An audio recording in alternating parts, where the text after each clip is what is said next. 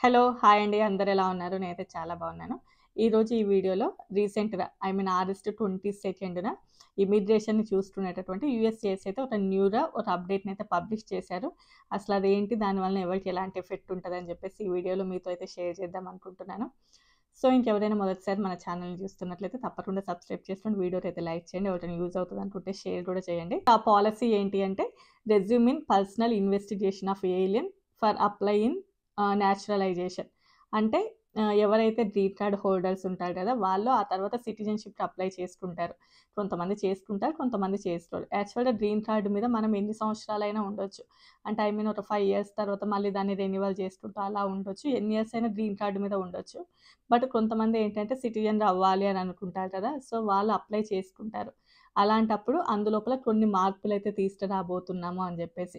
So, ఈ మార్పులు కొత్తగానే వస్తున్నాయా? ఇంత ముందుకు లేవా? అసలు దీనివల్ల ఎలాంటి ఎఫెక్ట్ ఉంటదనేసి చూద్దాం. సో, ఇంకా ఆ పాలిసీ యొక్క అర్థం ఏంటంటే ఎవరికైతే సిటిజన్‌షిప్ ఇవ్వాలో వాళ్ళకైతే బ్యాక్‌గ్రౌండ్ వెరిఫికేషనే కాకుండా పర్సనల్లీ ఇన్వెస్టిగేషన్ కూడా చేస్తాము అని జెప్పేసి దానర్థం. ఇది ఇప్పుడే కొత్తగా తీసుకొచ్చారా? అసలు ఇంతకుముందు ఇది లేదా అనంటే 1802 నుంచి 1981 వరకు సేమ్ ఇదే పాలిసీ ఉండేది అని జెప్పేసి అప్పుడు ఐఎన్ఎస్ అని జెప్పేసి వాళ్ళు మొత్తం గూడా ఈ ప్రాసెస్‌ని చూసుకునేవాళ్ళంట. ఐఎన్ఎస్ అంటే ఇమిగ్రేషన్ నేచురలైజేషన్ సర్వీసెస్.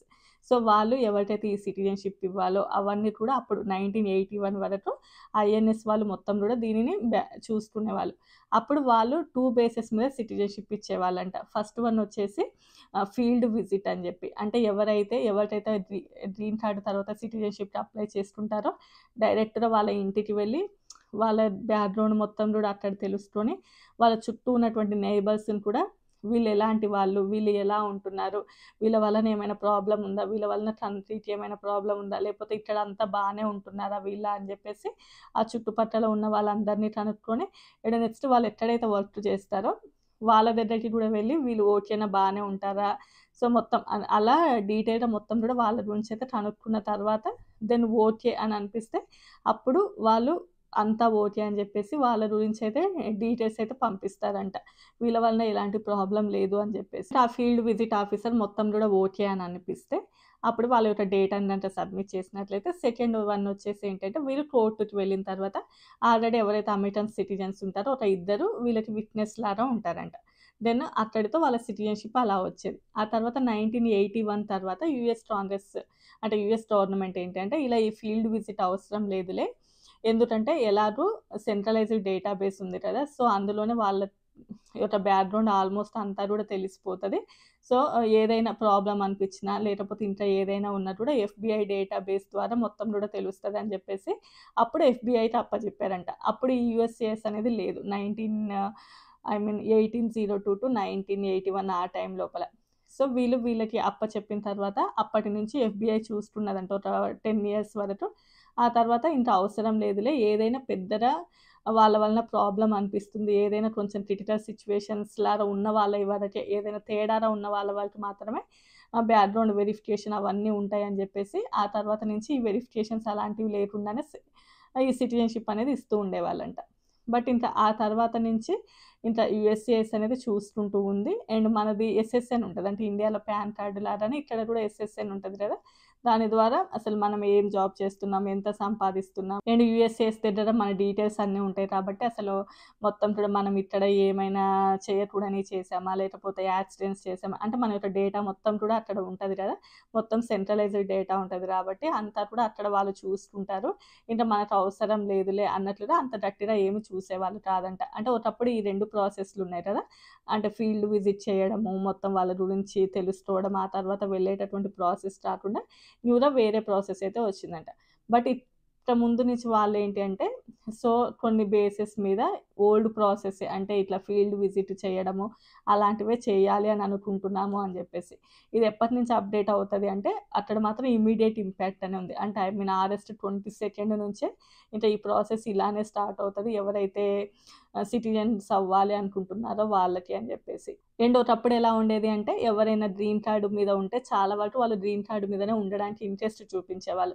ఎందుకు అంటే, ఒకవేళ వాళ్ళంతా సిటిజన్స్ అయ్యారనుకోండి, ఇండియా పౌరసత్వంపై అమెరికా పౌరసత్వం వస్తది కాబట్టి. అదేనంటే గ్రీన్ కార్డ్ మీద ఉంటే ఇటు రావచ్చు, ఇక్కడ వచ్చేసుకోవచ్చు. నచ్చినప్పుడల్లా ఇండియాకి వస్తూ ఉండొచ్చు. కొంచెం బావుంటది అని జెప్పేసి. బట్ ఇప్పుడేంటి అంటే ఆల్మోస్ట్ సిటిజన్స్‌కి, గ్రీన్ కార్డ్ హోల్డర్స్‌కి సేమ్ బెనిఫిట్సే ఉండేవి. కొంచెం వ్యారీ ఉండేదిలెండి కానీ. బట్ ఇప్పుడేంటి అంటే గ్రీన్ కార్డ్ హోల్డర్స్‌ని కూడా ఆల్మోస్ట్ వీసా హోల్డర్స్‌ని ఎలా అయితే ట్రీట్ చేస్తున్నారో అలానే ట్రీట్ చేస్తున్నారు. అంటే ఏదైనా వాళ్ళు కొద్ది రోజులు, ఎక్కువ రోజులు ఉన్నా కూడా వాళ్ళు గ్రీన్ కార్డ్ వెనక్కి తీసుకోవడం, లేకపోతే వాళ్ళేదైనా యాక్సిడెంట్ చేసినా, లేకపోతే వాళ్ళేదైనా ఇష్యూస్ క్రియేట్ చేసినా కూడా వాళ్ళ గ్రీన్ కార్డ్ వెనక్కి తీసుకోవడం ఇలాంటివి చేస్తున్నారు.